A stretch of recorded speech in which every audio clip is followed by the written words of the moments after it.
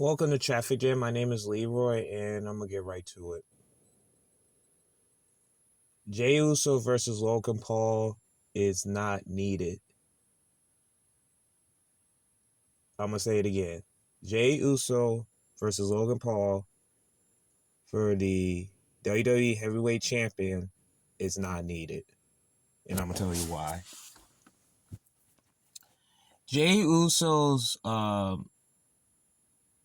rise, and I understand he's been with the company for over 10 years.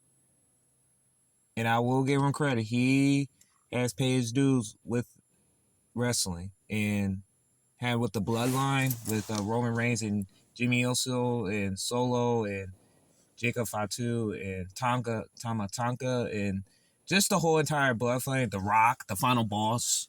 Like, he's coming from that line, and I have nothing against him at all. It's just that his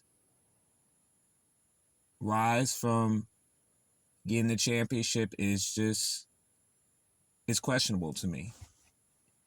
It just is. Him winning the Royal Rumble was not needed, and everybody will agree that CM Punk should have won that.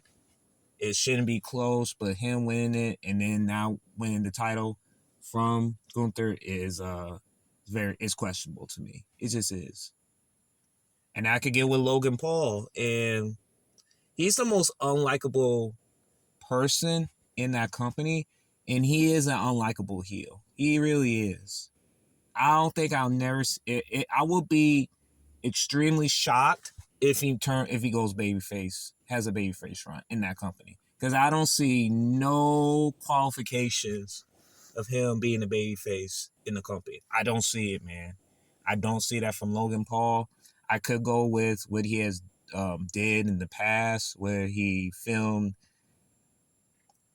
a Suicide Force in Japan, and he took a lot of flack for that. I mean, I didn't hear about the dude until that. I'm gonna be honest with you guys.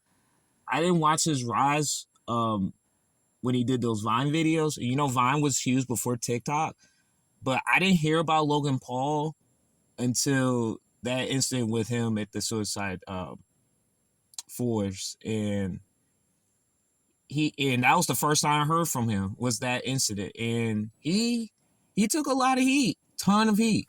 Like, it was necessary heat though, because you don't do those things and you put that in the world, and that's the man that's in the company right now. and you know, I could go with the legends, what he has done on the behind the scenes and all that. I don't want to get into it. I'm gonna talk about what he's in the ring as a performer. And he needs, in this match, does not make any sense for anybody at all. It doesn't elevate anybody. This is just a match where you just throw everything on the wall and you better hope it sticks. That's what this type of match is. And I just don't see anybody. And I do have Jey Uso winning it, by the way, and by default. Just because that Logan Paul, of all the people, you know, he had a run with AJ Styles. That's why I said about the WrestleMania match with him, I did not get no credence to it. It wasn't even important to me to watch it, because I just don't see any momentum. And he's getting he's a hell of a heel, and he should stay as heel like for a long time. I can't see him as a babyface at all, because there's no qualifications for it. It's just that this match is just it's just mid to me. It doesn't, for Backlash, it just doesn't bring any value to this match at all. It just doesn't. And Logan Paul he's a controversial figure, man, in the industry. He just is. And whether you love him or hate him, man, you can't knock the man's hustle, man. You can't knock it. He got highly connected. He's like easy as touchable, like Pat McAfee, man. It's just those guys are like, they got so much pull through the industry that they can, like, it's crazy that they can get opportunities where a wrestler that has been doing it for at least 10 to 20 years, or they just getting started, or they're just like getting good at that craft, they get opportunities like this. It's insane to me. It's unbelievable to me that WWE will go that route. But they have a history of doing it. I think the most exceptional was Mike Tyson, but he was a big name at that time, and with Steve Austin and with the Shawn Michaels situation, I think that was so like a perfect song. And I think that was the reason why the Attitude Era took off. I know they could say that match with Bret Hart and Stone Cold Steve Austin at WrestleMania, I think it was 13. I may be wrong, like 13.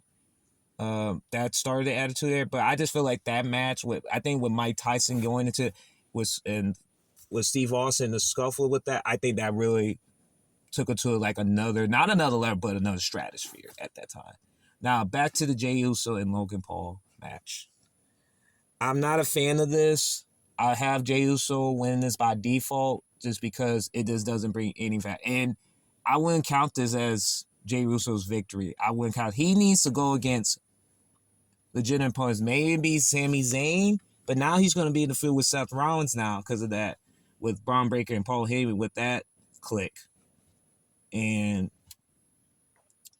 I just feel like Jey Uso's championship run, it will not be as big as Gunther's run. And I feel bad for Gunther what he's doing with a broadcaster named Pat McAfee of all people. And this is I just don't see Jey Uso. This is not an elevation. This is like he'll be at the same spot where he was at WrestleMania. Like I wouldn't count this as a elevation. He needs to fight against real opponents, not just a guy that's. And he has talent. It's like I just don't feel like Logan Paul is the right person for him to fight for that championship.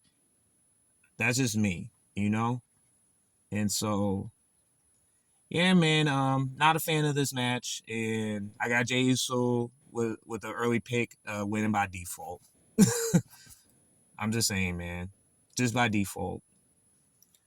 Thank y'all for tuning in, and I'm just not a fan of this match. I think this is this is 1A of the worst match of the card at Backlash. All right, guys, thank y'all for tuning in, and I'll see y'all soon.